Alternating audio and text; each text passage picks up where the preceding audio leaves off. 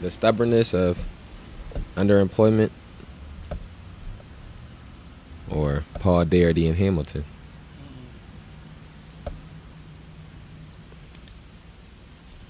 Oh, yes, yes, yes. Okay. All right, we are on page 184 of A Peculiar Indifference. Okay. The stubbornness of underemployment, even after years of post-recession economic growth, confirms Gunnar Myrdal's insight from more than half a century ago. Simply stimulating the private economy isn't enough. Seriously tackling the high levels of joblessness and underemployment among African Americans requires directing public resources into job creation and training, guided by thoughtful planning to ensure that the jobs we create are useful and that the money we invest in them is well spent. There have been several proposals in the last few years to do just that. Some economists have proposed what they call a, quote, job guarantee, end quote, as a response both to the unemployment caused by the routine ups and downs of the economy and the chronic endemic joblessness that afflicts some people in places even in good times. Mark Paul, William Darity Jr., and Derek Hamilton of Duke University, for example, have called for the creation of a National Investment Employment Corps that will provide publicly subsidized work for, quote, all persons seeking a job, end quote. The program will be administered by the U.S. Department of Labor, which will provide funds to states or local governments to develop employment projects, quote, designed to address community needs and provide socially beneficial goods and services to communities and society at large, end quote.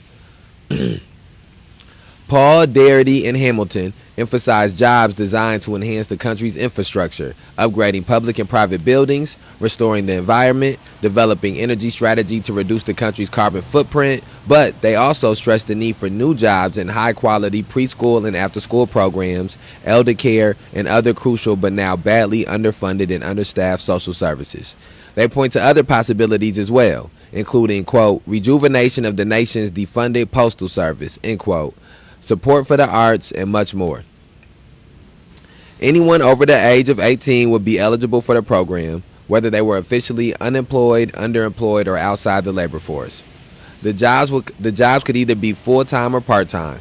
They would come with benefits and what the proposal calls a, quote, non-poverty, end quote, wage, defined as a little under $12 an hour in 2018, which will be indexed to inflation. Paul, Darity, and Hamilton acknowledge that guaranteeing jobs that pay wages above the poverty level would not be cheap, at least at first. They estimate that funding this strategy on a level sufficient to address the rate of unemployment and underemployment at the start of 2018 would have cost roughly $543 billion. But they point out that these costs will be substantially offset by the economic benefits that will flow from universal full employment. Putting more people to work at decent wages will bring substantial increase in tax revenues, and it will reduce spending on income support and social insurance programs, since many more people will become self-sufficient. Spending on unemployment insurance will fall, so will spending on the Temporary Assistance for Needy Families, TANF, program, quote, welfare, end quote, because there will be far fewer, quote, needy families to assist.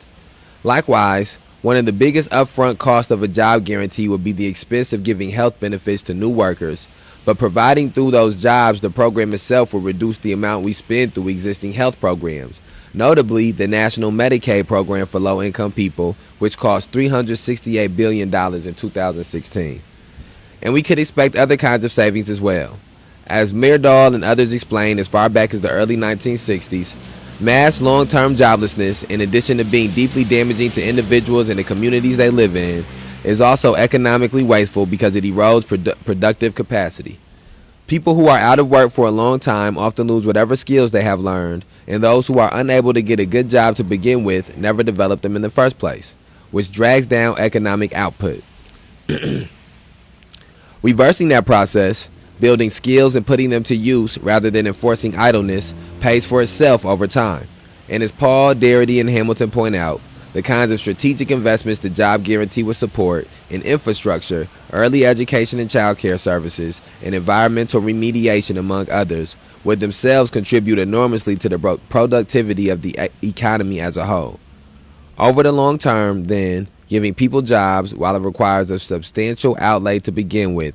It is far better for the health of the economy than keeping them out of work or leaving them employed at such low wages that they are unable to thrive.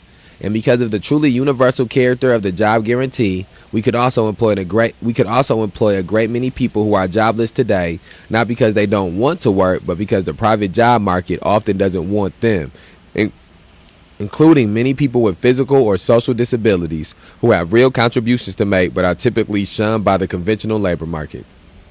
Okay, so this is some of the first pieces that I've read a couple of pages here and there. I've heard a few things here and there. Crazy night last night. But I bring that up to say that in this first sort of portion that I'm diving into right here, I think that is very important for us to pay attention to how he spoke about the sort of the concept of that we're all connected and that you can't be your best self until I'm my best self. I can't be my best self until you're your best self. So he speaks about how even though at first some of these initiatives may cost the nation more money, in the long term it'll help the nation because of the fact that it does make every person better. Some of these things would, it's impossible to think that unemployment and underemployment is not linked to crime and linked to healthcare issues and educational issues. And so as I go through and read these things, and right now he's talking about remedies and fixes, and of course this is a very, very vague. They're not like diving real deep into how each one of these things would work. They're giving sort of general ideas of how it would work. And even the idea that, the idea that certain people who the private job market shuns, that's one of the things that was being spoken a lot in The Color of Law, is how many jobs were being given through the public sector and instead of being given through the private sector, and how that was a very great benefit for people who are of minorities. And so as I go through and read about these, and the same thing when they bring up medical insurance and how it will cost money to give, because people getting these jobs would get health insurance immediately, and that may cost the nation some money to give more of these people health insurance in the short term. But in the long term, it will help us to save on how much money we spend on the Medicaid program.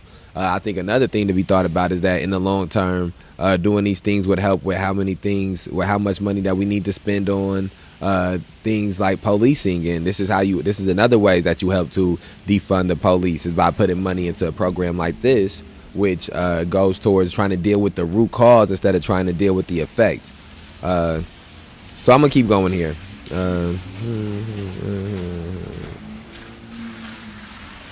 Again, we are reading a Peculiar Indifference. We are on the last chapter entitled Remedies. We're on page 187. Some economists worry that setting up a large-scale public job creation program that swells and contracts with the ups and downs of the economy will present formidable practical problems. That the complexities of putting in place enough jobs to accommodate everyone left jobless in recession, for example, and then releasing them back into regular jobs when the economy picks up, will require a much greater managerial capacity than the country now possesses. And that's an important concern. But rather than undermining the case for public investment toward full employment, what this suggests is that it may be better to think of public job creation as a permanent strategy targeted at rebuilding our depleted public institutions, rather than a temporary stopgap to provide jobs when the private economy isn't working well. The erosion of those public institutions, from schools to housing to social services, has had a devastating impact on low-income communities in general and on African American communities in particular. Compared with other advanced industrial countries, the United States has always underfunded its essential public sector, and that perennial problem has grown in an era of ascendant anti-government ideology and crippling cuts in domestic public spending. The accumulated impact has been catastrophic in some places, and nowhere more than in the deeply impoverished communities where violence is worst. So, as I've suggested, there is an opportunity here to accomplish two hugely beneficial things at once. Fully funding our public schools, healthcare systems, and other crucial institutions can put large numbers of people to work in socially useful tasks at living wages, and at the same time can go a long way toward restoring the essential public functions on which healthy and secure communities depend. Consider the schools. One of the defining features of public education in America, in contrast to many other advanced industrial societies, is that the quality of public education varies dramatically among communities with different social and economic resources. Nationally, funding for school personnel has steadily eroded for decades. One result of what a coalition of school advocates in Los Angeles describes as a policy of, quote, manufactured austerity, end quote, that has created school systems that are, quote, broke on purpose, end quote. The problem worsened dramatically during the recession that began in 2008, and though things have improved since then, staffing levels in public schools, particularly in the most resource-deprived urban and rural areas, have never recovered. In 2018, the number of school personnel, including teachers, librarians, nurses, and other staff, was down by more than 150,000 from 2008, while the number of children enrolled in the public schools had increased by roughly 1.4 million over that period.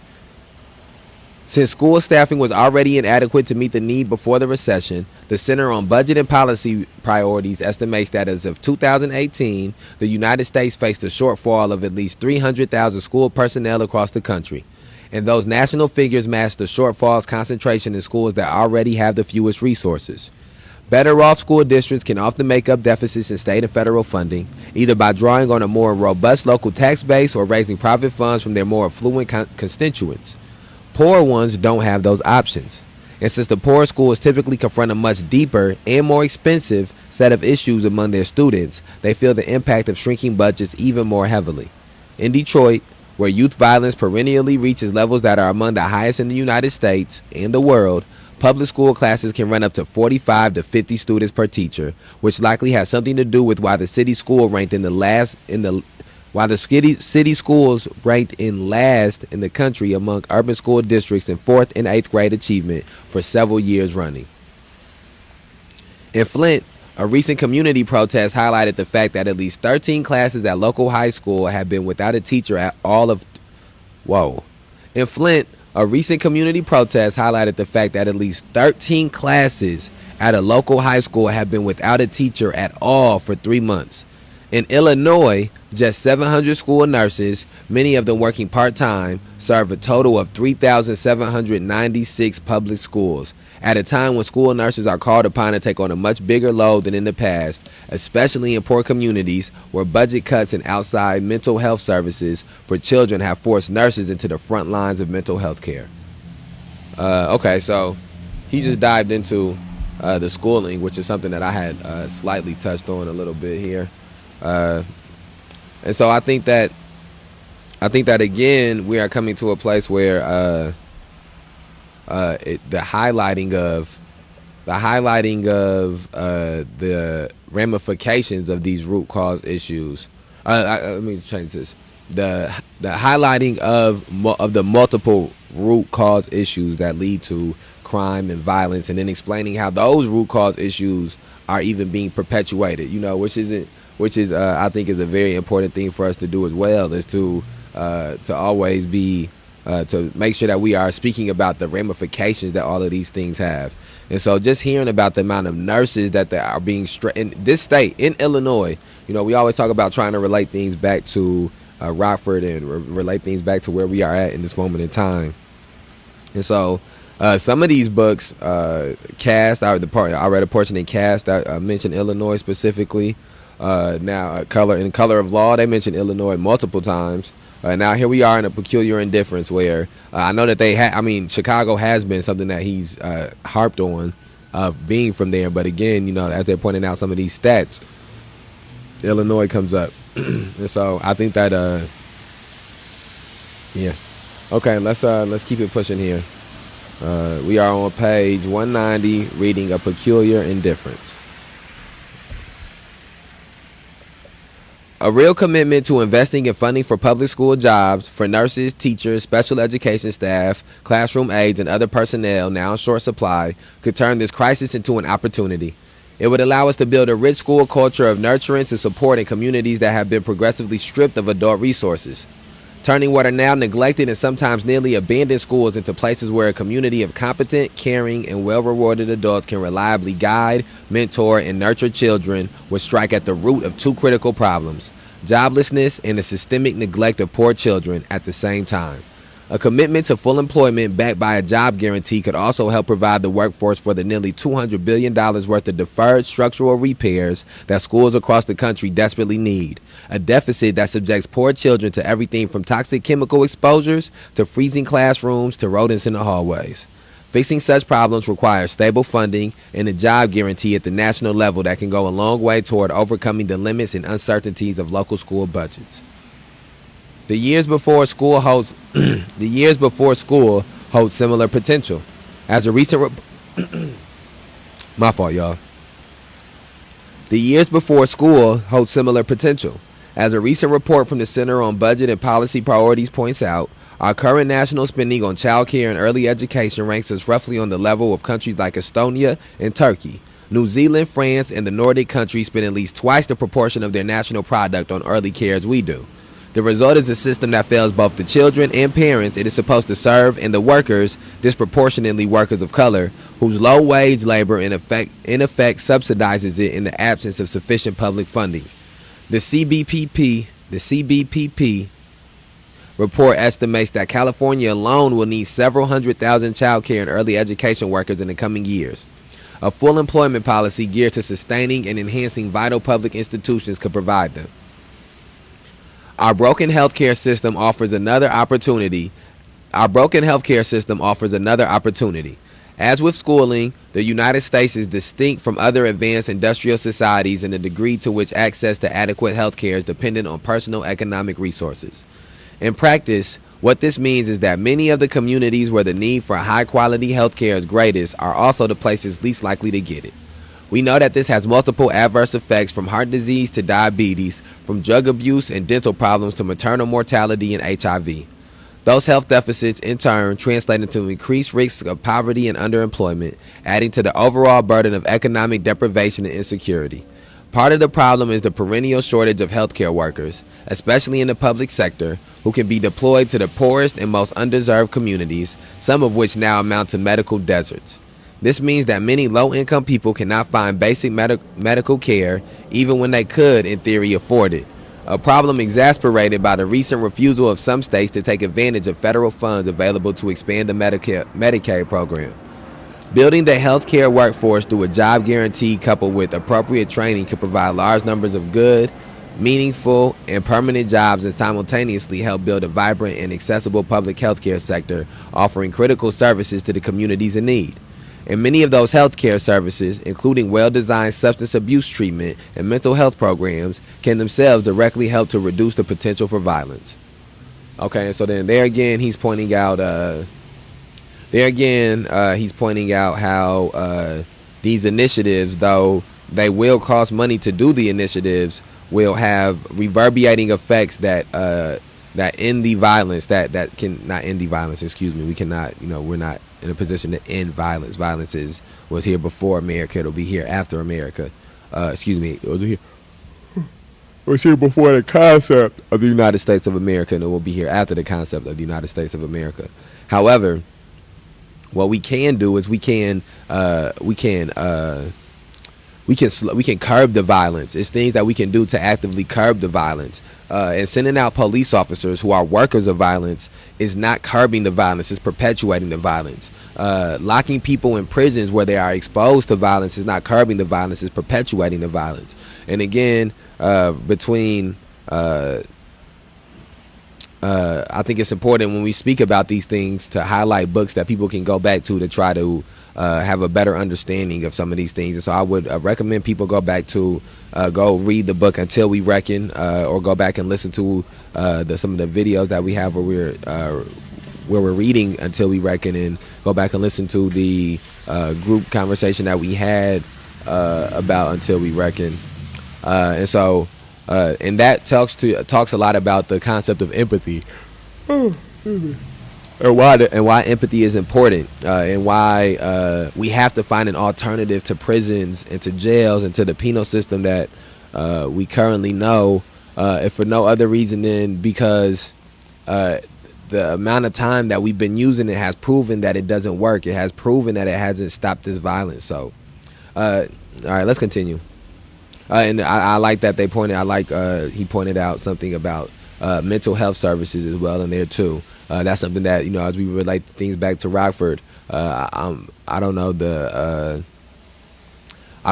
specifics of the story, which I should, but we have a lot of things going on, and it's been hard to get all the specifics. But I do know that is something that was a very polarizing issue in the city of Rockford last year, as far as I think it was Javon Bay that mental health, some type of mental health resources were being pulled away from, and so it goes a lot to show people do a lot of things where when something happens, people parade about caring about certain issues, whether it be hate crime and people start speaking about Stop Asian Hate, or hate crime and people start talking about Black Lives Matter, or something happens to women and it's Me Too, or something something happens to something happens at a school, and we talk about focusing more on fixing things in the educational system and the corruption of the educational system. But too many times, same thing with mental health. So somebody will commit suicide or have some type of mental health issue or mental health episode or something like that, and then it'll be a real heavy focus on mental health for Suicide Awareness Month.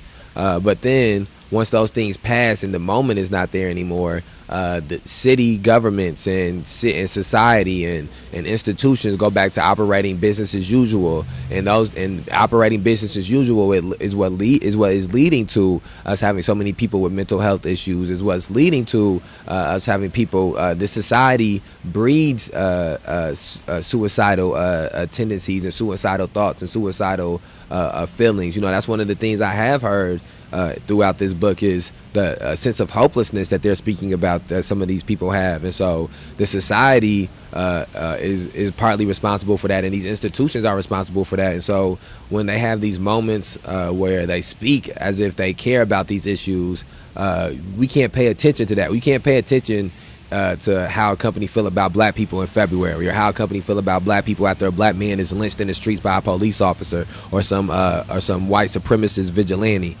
We have to pay attention to what they do in the middle of September with their hiring practices. We have to see what they do in the middle of December with how they treat their customer base and their customer service. We have to see what they do in the middle of May with how they market their items and market their products and things of that nature. So let's continue. Page 192. These needs are already great, and they will grow. One recent report estimates that the United States will need over 2.3 million new healthcare workers by 2025, a gap driven especially by the health needs of an aging population. That includes more than 400,000 home health care workers, nearly 100,000 medical and laboratory technicians, and 95,000 nursing assistants, as well as close to 1 million nurses. And the need will be especially critical in the places that are now most undeserved. The private labor market has proven incapable of keeping up with this demand. It is encouraging that serious proposals for a universal healthcare system are now at the center of national political dialogue in the United States. But if we do create the kind of universal system that can finally bring the United States into the ranks of advanced societies that cover all of their people against the risk and ravages of illness, we will need many more doctors, nurses, and medical technicians to staff it. The urgency of the need for greater public investment in our healthcare workforce was put in stark relief by the onslaught of the COVID-19 pandemic in 2020. Just a year before, the nonprofit Trust for America's Health estimated that the country's public health efforts were roughly $4.5 billion below their proper budget levels, leaving state and local governments, quote, woefully underfunded to address public health emergencies such as infections, disease outbreaks, extreme weather events, and the opioid crisis, end quote. From 2001 to 2018, funding to support and maintain state and local public health preparedness have been cut by about 28%, and funding specifically designated for healthcare emergency preparedness have been slashed by nearly half. Local health departments lost an estimated 58,000 workers during the post-2008 recession, and unlike other kinds of public employment, those jobs did not, quote, rebound, end quote, afterward.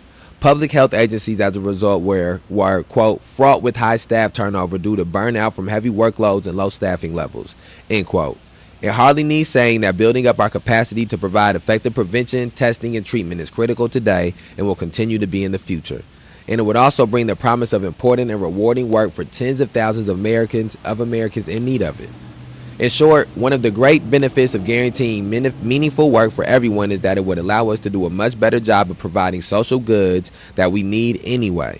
Whether we are talking about helping at-risk youth, supplying more and better trained childcare workers, teachers and medical personnel, or giving people the skills to restore a functioning infrastructure, we are not talking about providing just any job, much less wasteful make work. We are seeing to it that our people are engaged in work that offers meaning and purpose, as well as solid living, and at the same time, that those who most need our help are finally able to get it. And on both counts, the people who stand to benefit the most from that commitment will be those who have been historically the most excluded from both rewarding work and from social supports. Okay, that was the part one. Let's get into part two. Again, we are reading A Peculiar Indifference. We are on page 194. Providing useful and permanent jobs, and thereby dramatically transforming what criminologists have often called the, quote, opportunity structure, end quote, would also essentially eliminate a major problem that has bedeviled the short-term work programs that have been the mainstay of our halting efforts to expand opportunities for vulnerable Americans. Research shows that when they are done well, such programs can work even for a troubled population, but only up to a point. Even well-designed and well-run programs are often stymied by the absence of good permanent jobs in the larger economy. Evaluation of the federal job corps and smaller-scale initiatives around the country thus often show a revealing pattern. There are reductions in crime or drug abuse while participants are in the program, but the gains fade or wash out entirely once they leave the artificial conditions of the program itself and venture into the regular labor market. This frustrating outcome doesn't tell us that these programs don't work. What it tells us is that the, quote, regular, end quote, labor markets can't, on its own, fulfill the promise that good work offers a strategy to reduce violence. And that promise is very real. Some evidence comes from a program called One Summer Chicago Plus, which provides jobs during the summer for youth for some of Chicago's most troubled neighborhoods. In the summer of 2012, the program, run by the city's Department of Family and Support Services, enrolled about 700 youth ages 14 to 21 from, quote, high-violence high schools, end quote, in an 8-week job program. They worked in government and nonprofit agencies at minimum wage for about 25 hours a week and had a day of training in, quote, job readiness, end quote. Some also spent a couple of hours a day in what the program called a, quote, social-emotional learning curriculum, end quote. The following year, the strategy changed somewhat in order to increase participation from the youth at greater risk. This time, the participants were all male, from 16 to 22 years old, and were recruited from criminal justice agencies as well as from high violence neighborhoods. Another change was that the 2013 summer program ran for 6 weeks rather than 8. In both years, far more youth wanted to join the program than could be accommodated, so they were selected by lottery, which also enabled researchers to compare young people with similar characteristics and from similar neighborhoods who either got into the program through the lottery or did not. The results were striking. Arrests for violent crimes among participants in the One Summer Chicago Plus program in 2012 were estimated to be 42% lower than those of similar youth who had applied to the program but not gotten into it. In 2013, with the somewhat more difficult population in a shorter program, the decline in violent arrests was still an estimated 33%. In absolute terms, that meant that roughly 1 in 4 of the control group who had not participated in the program were arrested during the first year after they applied, versus about 1 in 6 who had participated. 1 in 6 is still a very high number, but it is also a lot better than 1 in 4, and these differences are all the more remarkable because the jobs lasted only a few weeks. So I'm gonna have to grab this. But I want to speak on that. I do think that people who have maybe not been in certain communities or in certain neighborhoods or known certain people do not realize the lack of opportunity that certain people do have. I remember I had a friend who he didn't have a car. His dad worked a lot, and so he had to like take the bus everywhere he had to get to. And so he was trying to get a job, but he was he was a black guy, young black kid, 16. Again, it's important I think that it's too important to point out. Let me point out two things. the more the less opportunity you have and the worse your circumstances are, usually the earlier on you want to make money. Usually the earlier on you want to try to find a way to take care of yourself and to not be dependent on somebody, especially if you have, going through life and people have not been dependable for you. And then again, people who are more willing to do that, who need that, they're also usually more willing to go the extra mile to do certain things. And so he was going and taking a bus everywhere, trying to put in job applications. He couldn't get called back, couldn't get calls back. I think the two main things that was hurting him was he didn't have a reliable transportation, which I'm sure he was probably marking honestly. And then the other thing was that, he was young and black. Well, I guess that's three things. He was young and he was black. And so for like a year he couldn't get a job. He was going places, he was still going to school too, so it's not as if he was like an adult doing these things and he could put his full effort towards it, but still he was trying to get a job actively. And I remember I turned 16 and within a month after turning 16, mainly because I had I had a reliable transportation, and the area in which I lived at was a little closer to I guess not really. Don't have nothing to do with it. But I just remember I had reliable transportation and was, putting in job applications, and I got a job in a month. And then I was working and he wasn't working. And I do remember, as time passed, we started doing some extracurricular activities to make money. And one of the things that, was very prevalent to me and that stood out to me very much is that one of the reasons it seemed less morally ambiguous for us to do some of those extracurricular things was that he would never have no money. We would do things and I have money and I have gas money, and he would want to have gas money. I would pay for the food, I would pay for the gas, I would do all of these different things and stuff like that. And it's not as if he didn't he was completely broke or nothing like that. He just didn't have no type of source of income. So when it came time to make a few extra dollars on the side, we was both comfortable with doing those things, and I'm sure he was even more willing to do it because he had put a good foot forward of trying to get a stable job and had not received the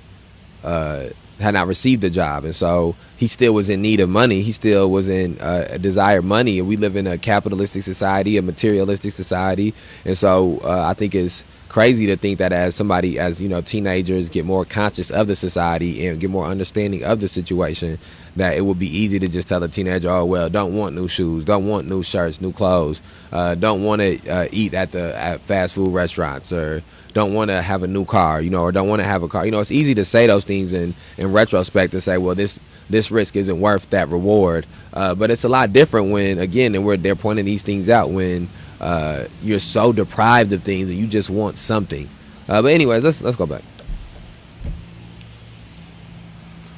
But some important limitations also come through in the program evaluation. The researchers found that, as in previous short-term job programs, the differences in arrests began to fade out over time, though they did not disappear completely. After 2 to 3 years, those who participated in the program had about 20% fewer violent arrests than those who did not. Notably, the researchers also found that the program by itself did not significantly improve the participants' chances of working in the formal labor market after they left. And the evaluation also turned up another pattern that is disturbingly familiar in programs like these. One summer Chicago Plus seemed to work best for participants who were less troubled and less deprived, and not as well for those at the highest risk of violence. As the researchers put it, the youth who benefited the most from the program were, quote, younger, more school engaged, less likely to have been arrested, more likely to be Hispanic, and living in neighborhoods with slightly lower unemployment rates. In other words, they are not the out-of-school, out-of-work youth typically served by youth employment programs, end quote. The researchers concluded that, overall, the news about this program was good, particularly because summer job programs are relatively inexpensive and can thus become, quote, a powerful, accessible tool for cities seeking to shift outcomes and improve lives, end quote. That's true, but an even more important takeaway point is what this program suggests might be possible with a bigger effort. If we can accomplish significant change in a 6-week program offering minimum wage jobs, we could surely be able to accomplish more in more enduring ways through a more comprehensive full employment program that can provide permanent positions and meaningful work oriented towards social needs, long-term jobs with the future that young people can look forward to as they grow up. A full-fledged commitment to public investment could also provide the greatly expanded system of job training we will need in the 21st century society. The American economy today presents a paradoxical combination of, on one hand, stubborn, concentrated joblessness for some people and places, and, on the other, a shortage of capable workers to fill higher-skilled jobs. Our approach to the labor market thus fails in two directions at once. It does not reliably provide enough good jobs to meet the need, even in times of prosperity, and it does not consistently supply qualified workers to fill the good jobs we do create. Both failures reflect the same overarching problem. As Gunnar Myrdal and many others observers lamented as far back as the 1940s, we leave this most crucial of social outcomes, whether or not our people can earn a livelihood, mostly up to the uncertain fortunes of the private labor market, and do very little by way of consciously designing an employment policy that meets both human and economic needs. Publicly funded job creation is one part of a more mindful approach of this kind. Public funded job creation is one part of a more mindful approach of this kind. Another is public investment in programs that train people in necessary skills and link them with real jobs in both the private and public sectors. All right, hold on 1 second, y'all. It's getting a little chilly. Gotta get these blankets. Yeah. I don't even know how I'm gonna put the blankets on because of this rain right here. Oh, this is crazy.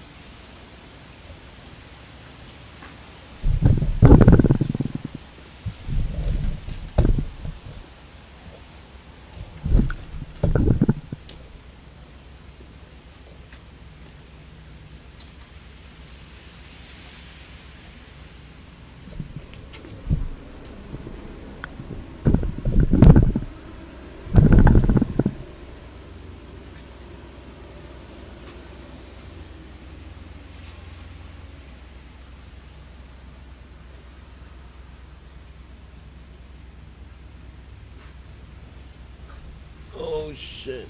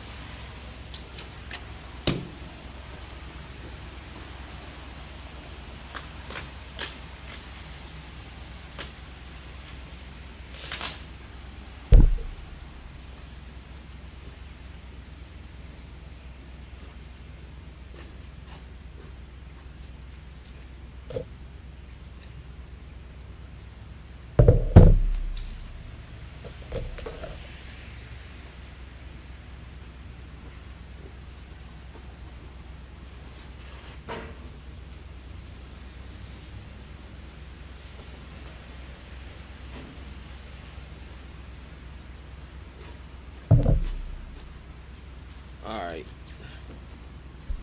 Ooh. It's crazy, ain't it? It's really raining like this. Alright, y'all. Alright, I'm back. I'm back. Alright. Oh my goodness. Put this right here. Share this post. Alright, let me get right. Let me get right, y'all. I gotta get right. What Rookie say?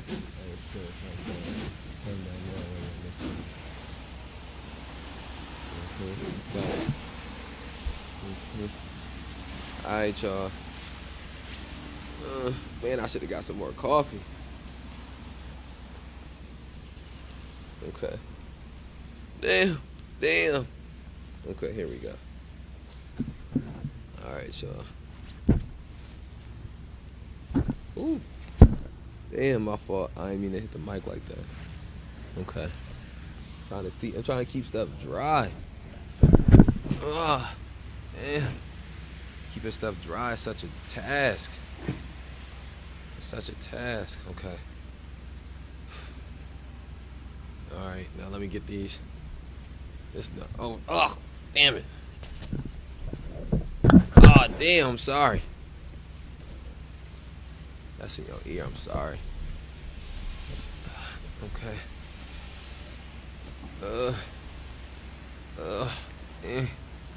Whew, I can already feel myself getting warmer. Man, I cannot wait for this cold weather to be done with. Y'all will not hear me complaining about the heat. I promise y'all. It's going to be rough, but y'all will not hear me complaining about the heat.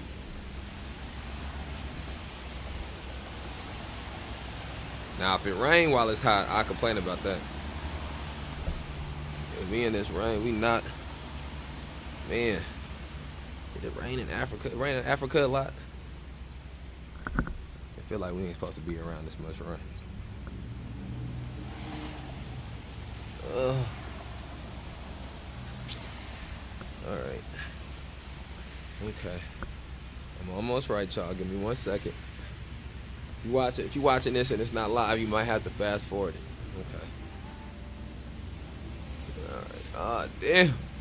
One more blanket. I'm gonna put this one like over my back. My back. The wind be hitting my back. You can't forget about your back.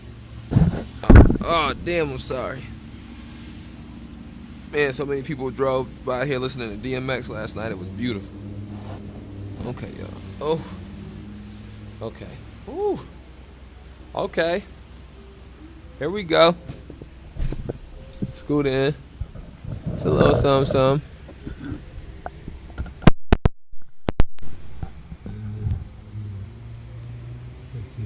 480. You funny. Oh, Ricky, you funny. Okay. Alright, y'all. Alright, I'm just trying to get my hand warm. I guess I don't really need my head covered. My head ain't cold. Ah, damn. Okay. Alright, y'all. Let's get back to it. I'm just finna do one thing. I need to be doing actually a couple things, but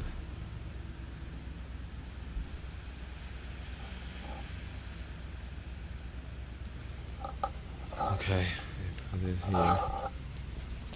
Plug this up right here. Okay. Open this up. Alright, I'm sorry, y'all. Yeah.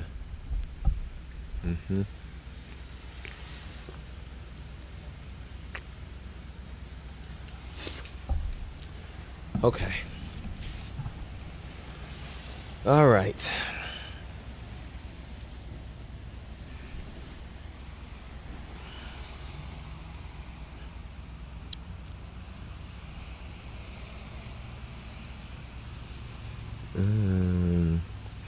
Many countries. Oh, damn, my fault. 1 second. Okay. Many countries, notably including Germany, Denmark, and Switzerland, which not coincidentally boast very low levels of youth violence, accomplish this through extensive apprenticeship programs which combine on-the-job training with classroom education and a commitment by employers to provide a permanent job when the training is completed. In Switzerland, 40% of employees participate in these programs, and roughly 2 out of 3 young people enter the world of work through an apprenticeship. Once mainly focused on blue-collar trades, electrical work, plumbing, baking, and the like, apprenticeships are increasingly found across the spectrum of occupations from baking to cybersecurity. The comparatively small number of apprenticeship programs in the United States grew significantly during the Obama administration, which recognized their potential both as engines of productivity and as a strategy to combat youth disconnection and underemployment.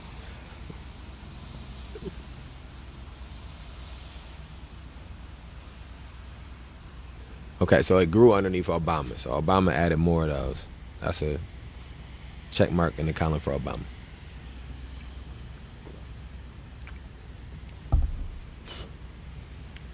Okay. I look kind of short. I don't want to drop this one more. I don't want to drop it no more. It's working. Y'all supposed to be listening anyways. Oh, it's because I got a different chair too.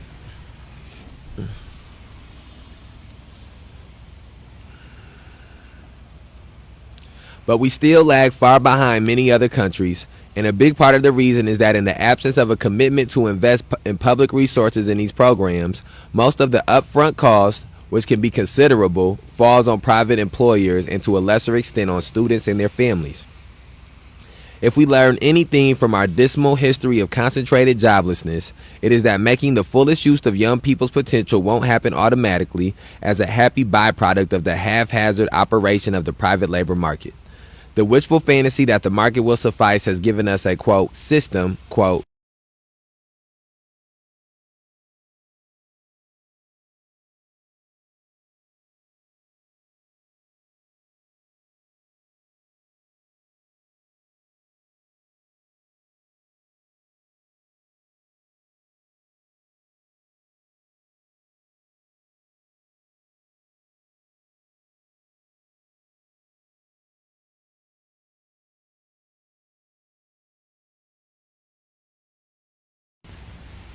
One promising example is the CareerWise Colorado program, launched in 2017 as a pilot project that aims ultimately to enroll 20,000 young people statewide, or roughly 10% of the state's high school students.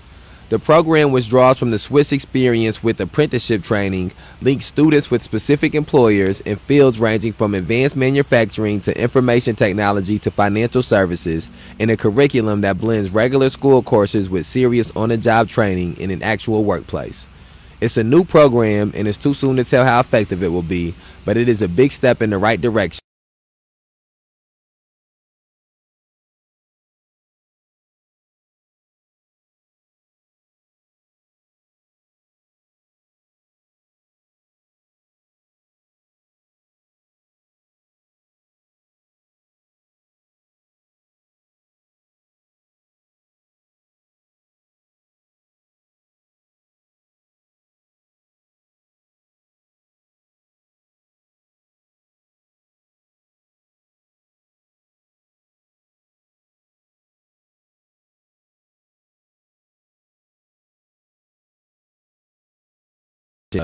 This pandemic of violence. Hello.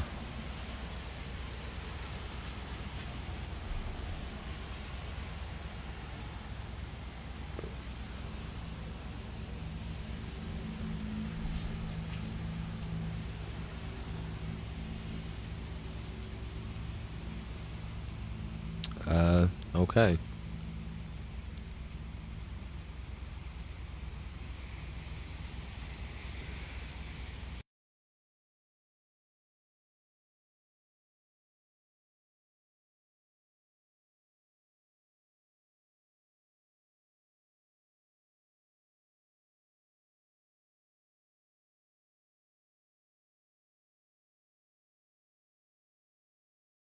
Why did he? Okay. Uh. Okay, we are on page 200. Page 200, part 3. Chapter. This chapter is entitled Remedies. Guaranteeing good work with reasonable wages. Guaranteeing good work with reasonable wages and the training to make it feasible would also strike a powerful blow against the extreme and intractable poverty that, as we've seen, is so closely linked to endemic violence. People are poor in the United States in large part because they have either no work or poorly paid work. And long-term joblessness, in particular, helps trap people in the kind of chronic poverty that typically afflicts the most violent communities in America. Close to half of poor people who are employed full-time, according to the U.S. Census Bureau, manage to escape poverty after 3 years. Only about a third of those who are without work do so. Overall, the rate of poverty among people who do not work at all over the course of a year is more than 10 times that of those who work full-time and year-round. But American poverty,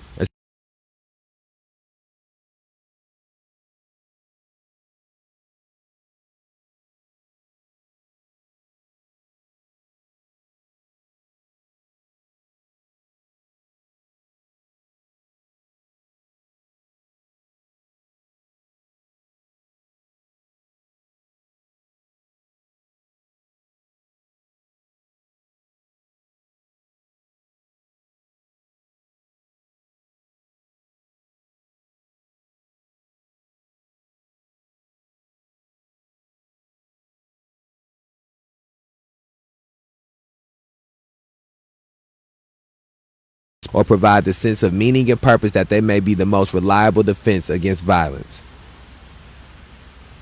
And that's deep.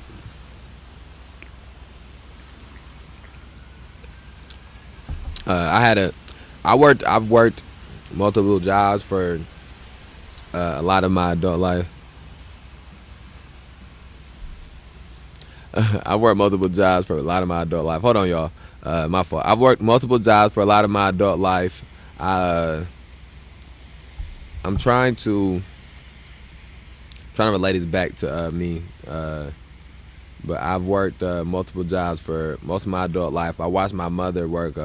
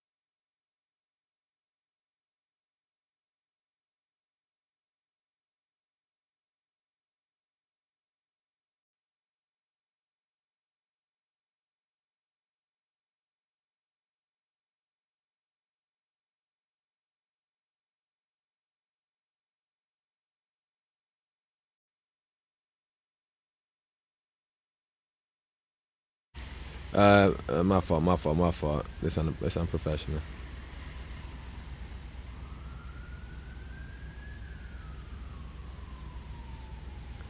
Unprofessional, I know. Well, while I'm here, I'm going to share this post. I'm going to go share this video.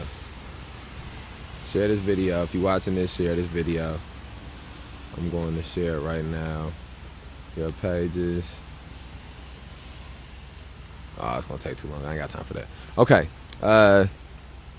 But my mother did work multiple jobs for a lot of my life growing up, and it didn't have it for me. For me, it didn't. I didn't end up running the streets more or participating in more things I wouldn't have done if she wasn't around. But I can understand how that it could. I had the opportunity to do it more often. I just, because of the type of home my mother ran, I did not take the chance in those opportunities, and just because of the person that I was. I did not take the chance for those opportunities, but I can if I had multiple siblings, and I needed to just get out and get away, and I didn't want to be stuck in the house, maybe that might have been a thing that could have led me down, a more precarious path. And so I do think that he makes a very valid point. Also, if a person is working 2 or 3 jobs, it's like the same thing with that was bringing up with the teachers having 50 students, not being able to appropriately give attention and care and affection and to them.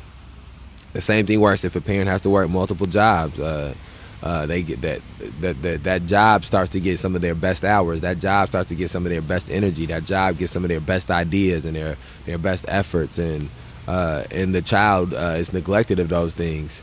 And missing those things, and so let's go to this next paragraph.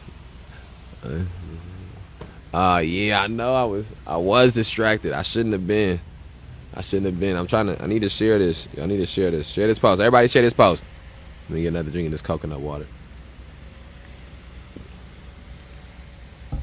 And it's got pulp in it. It's so nasty. All right, part 3. Guaranteeing good work with reasonable wages and the training to make it feasible. Okay, no. I already went through that. Oh, no. Oh, yeah, I already did just go through that. No, it didn't. Yeah, okay. 201. Working people of every race, of course, are affected by poverty-level wages. But low wages are much more common among black and Hispanic workers than among whites, and the gap remains basically unchanged despite of recent improvements in the economy as a whole. In 2017, according to the Economic Policy Institute, about 1 in 7 black workers in the United States versus about 1 in 11 whites was paid hourly wages that, even if they worked full-time and year-round, would leave them below the poverty line if they were the sole earner in their family. and that disparity has persisted, mostly unchanged, since at least the mid-1980s. We often associate the growth of low-wage work with the decline of better-paid manufacturing jobs, and that's certainly part of the problem. But another part is the precipitous decline of employment in the public sector, which has traditionally been one of the most reliable avenues into the ranks of the middle class, especially for blacks and other minorities.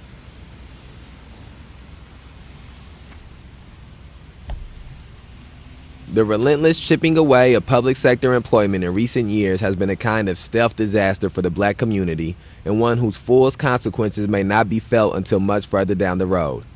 This is all the more reason why it's imperative to invest in rebuilding a strong public sector in the United States. But as it stands, we are moving backward in this respect. Recently at breakneck speed. Wait, hold on, let me read that again. This is all the more reason why it's imperative to invest in rebuilding a strong public sector in the United States. But as it stands, we are moving backward in this respect, recently at breakneck speed. Severe and continuing budget cuts at the federal and state levels, in tandem with Supreme Court decisions restricting the ability of organized labor to bargain for public workers, represents an ongoing assault on the well-being and security of a wide swath of middle-income minority workers. As an Economic Policy Institute report puts it, state and local workers have been hammered by years of austerity policy at all levels of government. This attack on public sector workers not only lessens those workers' abilities to make ends meet, but undermines the public services they provide. In a survey of child care and early education teaching staff in New York, for example, researchers found that 71% worried about paying housing costs, 70% worried that they would not be able to pay for routine health care, and fully half, quote, worried about having enough food for their families, end quote. Again, the private labor market has not much eased this burden, but a full employment guarantee with a focus on providing critical social services and fairly paying the people who deliver them could. The second reason why the United States remains an outlier when it comes to poverty in general and extreme poverty in particular is that our income supports for people who do not have jobs are pitched so low. Hey, what up? How you feeling, boy? How you feeling? Yeah? Oh, yeah. Hey, perfect. Just on time. Man, we a peculiar indifference, the neglected toll of violence on Black America. It just came out last year. It's talking a lot about I'm picking up on this last chapter right here, but it's talking a lot about joblessness and how the joblessness fixes some of the problems of violence and stuff like that. Yeah, you already know it. Let me see. Okay. The second reason why the United States remains an outlier when it comes to poverty in general and extreme poverty in particular is that our income supports for people who do not have jobs are pitched so low. That is hardly an accident. Social benefits have deliberately been kept low, especially for blacks and other minorities, in order to enforce low-wage work, a practice that is deeply rooted in the economic history of the Jim Crow South. The problem has been intensified in recent years by the promotion of austerity policies by both political parties and by a relentless ideology that denigrates public spending, especially spending to help the poor. One of the most beneficial impacts of a full employment policy is that it would also make it feasible to provide more generous support for those who cannot work, whether temporarily or permanently, in part because there will be fewer people who need that support, but also because higher wages overall will mean that it's possible to give more generous benefits to those who can't work without those benefits being seen as a disincentive for people to get a job. My emphasis on poverty reduction as a key strategy against violence may strike some people as impractical, but the pessimistic view that we can't do much about the deep poverty that has crippled so many American communities of all races is trumped by real-world evidence. The United States' overall levels of poverty, even in good times, tower above those of most of our advanced industrial counterparts around the globe. Even after several years of generally strong economic growth, more than one in every six of more than one in every let's try that one time. Even after several years of generally strong economic growth, more than 1 in every 6 American children and nearly 3 out of 10 African American children live below the federal poverty level. It is the highest child poverty rate in the advanced industrial world. At the other extreme, countries like Denmark and Finland have driven child poverty rates below 4%. Most of the world's other advanced industrial nations fall in between, but generally much closer to Denmark than to the United States.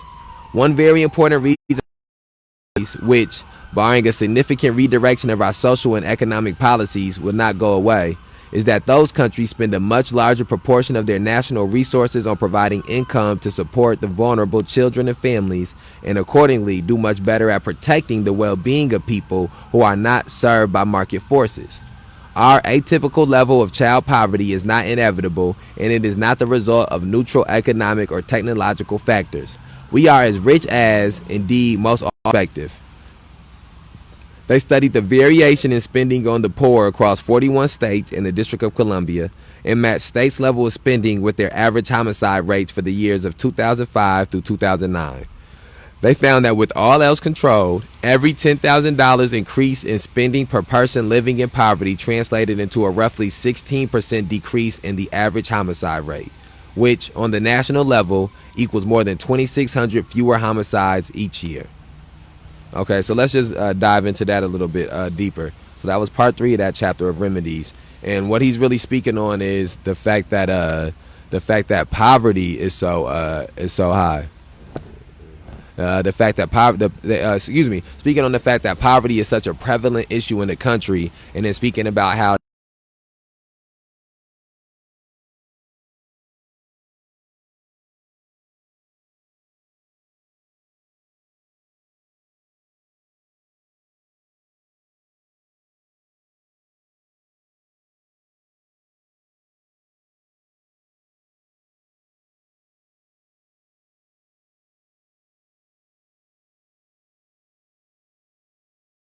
read about Until We Reckon, when they were speaking about, and that one focused specifically on violent crime, on violent offenders, and what we have to do to remove the penal system in addressing violent offenders. And then think back to what Michelle Alexander said when she spoke about if you adjust that right now crime rates or violent crime rate, violent crime rates.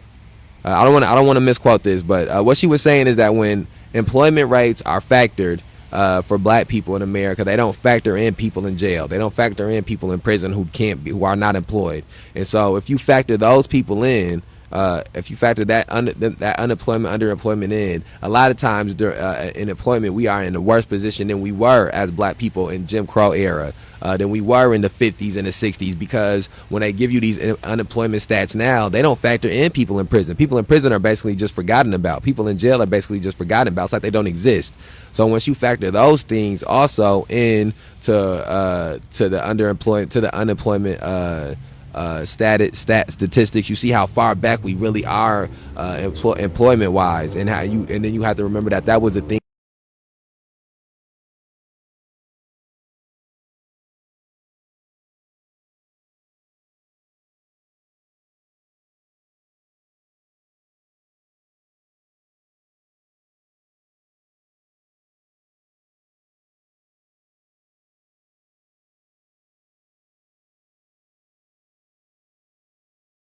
Black people, or if you compare violent crimes, how many black people commit violent crimes versus how many white people commit violent crimes, and it's a disparity that sort of leans towards black people some. But if you use that same review, that same concept, and compare these things, and you factor in unemployment levels, it becomes completely even. It becomes a completely even playing field, and that just goes to show that jobs are important. People having a reason to wake up and go to work in the morning, having something that they feel like a purpose in life, having a way to make having a way to make ends meet, waking up and being able to feel proud, putting a roof over their family's head, being able to earn and put money into their pocket, into their stomachs. That it gives people a stronger mental health. Also, it gives people a stronger belief in themselves, and that's how people are able to withstand when they go through hard times in life.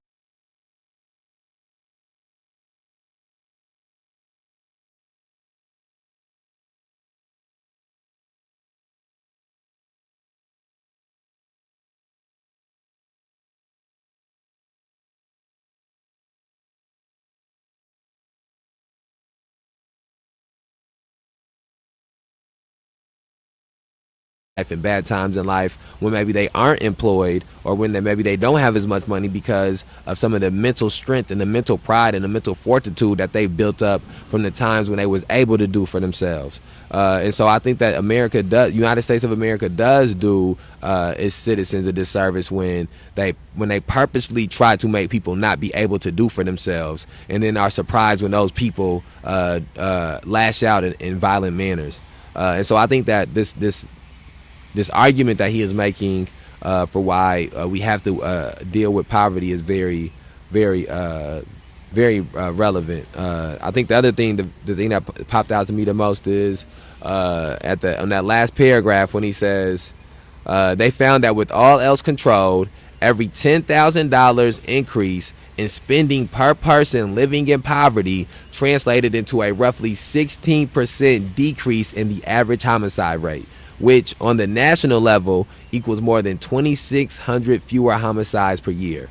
So basically, for every $10,000 that got spent on one person in poverty for the years of 2005 through 2009, once you controlled everything else, which means basically once you make everything else even, that for every $10,000 that they spent to help a person in poverty, it decreased 16% the average of the homicide rate. So let's say that you had let's say it's 5 million people that's living in poverty. So let's say that the 5 million people in poverty, the country is giving each one of them $5,000. 5,000 people living in poverty, the country giving each one of them just $5,000. For each one of those people that you increase $10,000 up, so let's say instead of them giving them $5,000, you give them $15,000. That lowered the homicide rate by 16%. So think about that. Think about that. That means that they have tangible proofs that just giving more opportunity, giving more $10,000. What is that's what we get into this thing where I talk to people a lot of times about what is a life worth.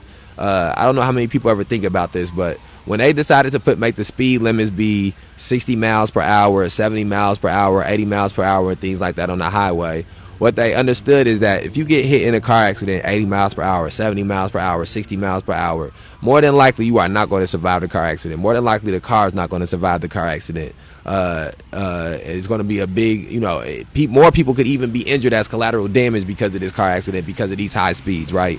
But what they understood was this. They understood that convenience, that's what they were going after. They were okay with a certain amount of people dying every day that we continue to let the speed limits be what they are. We say that we are, for us, so that way we can get to where we have to go a little bit faster. We are okay with a specific amount of people dying. That's something that we're okay with. It's the same thing with anything that we know leads or causes death. And so let's extrapolate that to poverty. We understand that if we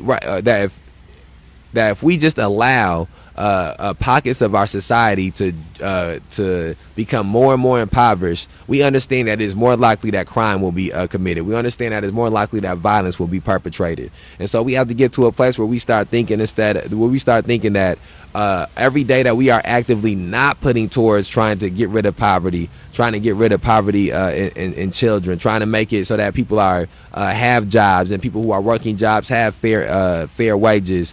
Every day we are not trying to do those things. We are saying that we're okay with the lives that will be lost because of that. We're okay with the destruction that will be done because of that. And when you look at it that way, it starts to make you, if tomorrow went by and you could really see how many people will die, not because of a decision that they made is wrong, or not because they're some evil person, but because the circumstances that they live in are not being altered, and the circumstances that they live in are circumstances that perpetuate death.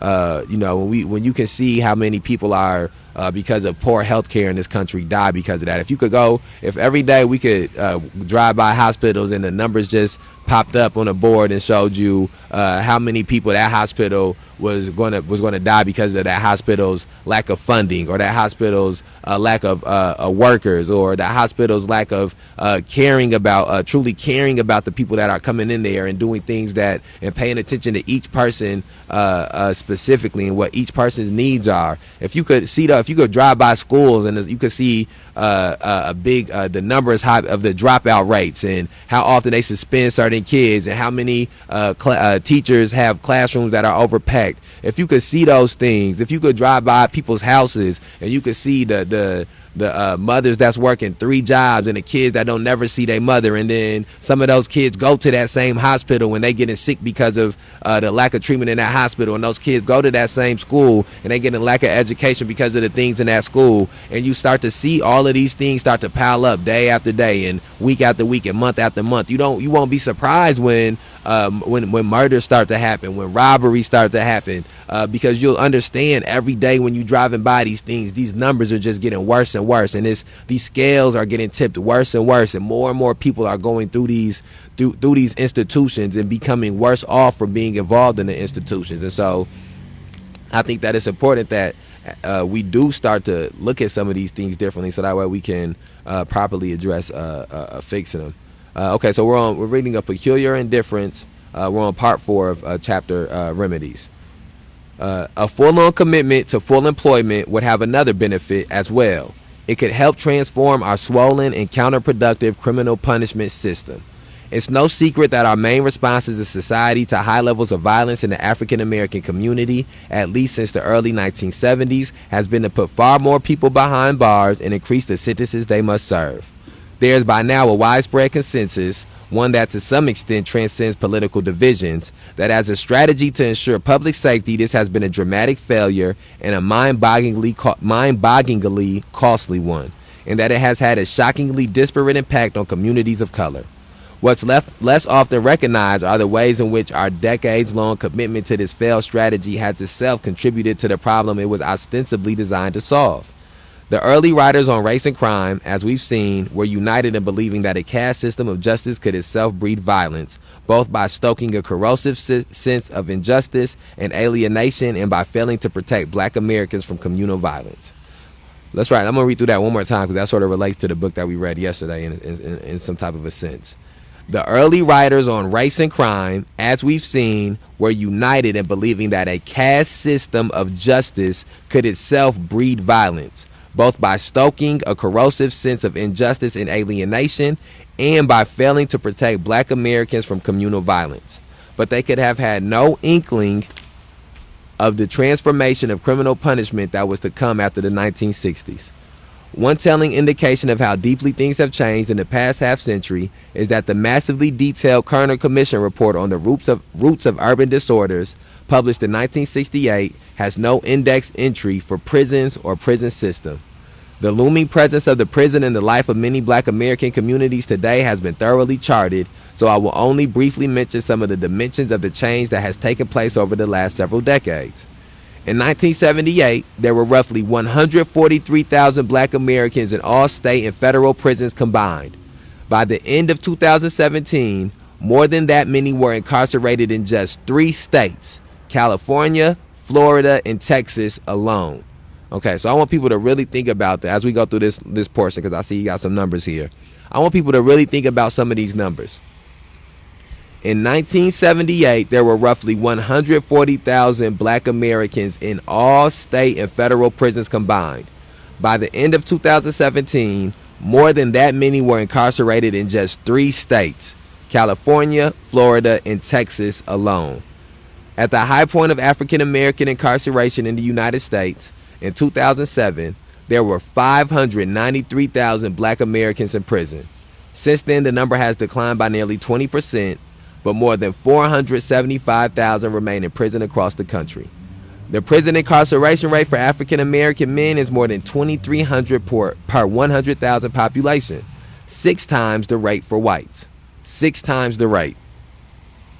Among black men aged 35 to 39, the group most likely to be in a state or federal prison, the imprisonment rate in 2017 was well over 5,200 per 100,000, meaning that 1 in every 19 black men that age was in prison versus fewer than 1 in 100 whites. 35 to 39. So when you hear people talk about, and they spoke about Obama doing this, when you hear people give these speeches and they talk about we need more black fathers, we need black men being in their children's lives more often, we need more black fathers, we need more black male role models, we need black men to be in the family more. ages 35 to 39 is the group. Black men aged 35 to 39 is the group that is most likely to be in state or federal prison. 1 in every 19 black men that age in 2017 was in prison, which is, if you compare it to fewer than 1 in 100 whites. 1 in every 17 black men was in prison, and less than 1 in every 100 white men, 35 to 39, was in federal prison. So that's where the black men have disappeared to. And it's not a coincidence. All of these men, and this is why it's important that we did read the police terrorism and mass incarceration books before we got to this. So that way, we didn't read these things and think to ourselves, well, maybe they deserve to be in prison. Maybe they did things to be in prison. We've read about how this system is set up to perpetuate people continuing to be pushed in and out of the institution. It is not set up in a way to rehabilitate people. The people who are in these who recidivate, or the people who get pushed in and out the system is not set up to keep them from going in and out. The system is set up to keep them coming, let them out, then put them back in, let them out, then put them back in. So when we see that this is how many men are missing from households, this is where these are where black men are at, and then you have to think about, and 1 in 19 black men. So what are those men gonna be like when they get out? What has those prisons done to those men? What kind of trauma will those men have when they come out? How will they be able to contribute to society? Will they come out less traumatized than they went in? Will they come out more healed than they were when they went in? Will they come out feeling like they're more part of the society, more ingratiated to the society, more ingratiated to the community than they were when they went in? What will they? Yeah. Hey. Man, that's what's up. No matter rain, hail, sleet, or snow, Wait, it's no. How we say rain, snow, sleet, or hail? That's how we say it. Rain, snow, sleet, or hail. Call May 30th for lines to tell on 12. Yeah. Rain, snow, sleet, or hail. Call May 30th for lines to tell on 12. Yeah. My nigga.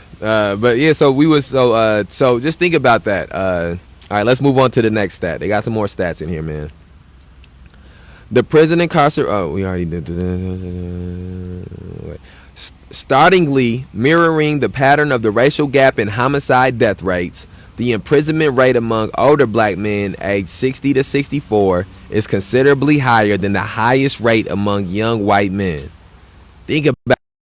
So what they're saying is that black men 60 to 64, the rate of them that are in prison is higher than whatever the highest rate for young white men are.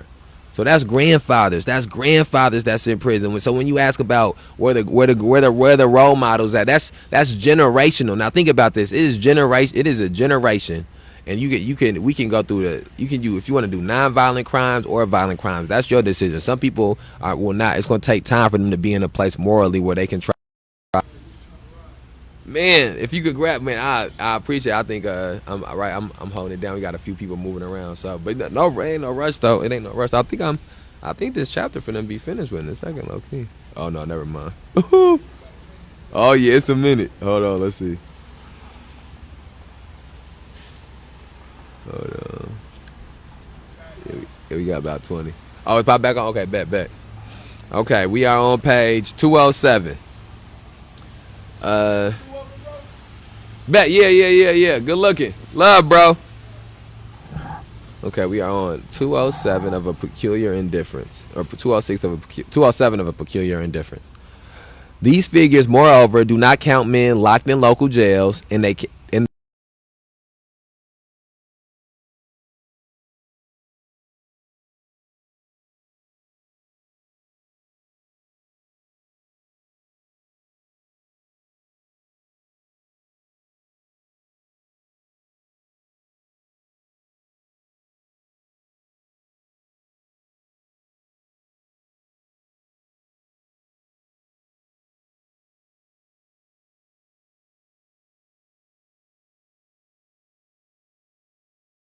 higher than the overall male imprisonment rate in the United Kingdom, itself the highest in Western Europe. So think about that. So that gets us back to the fact that it's a societal issue.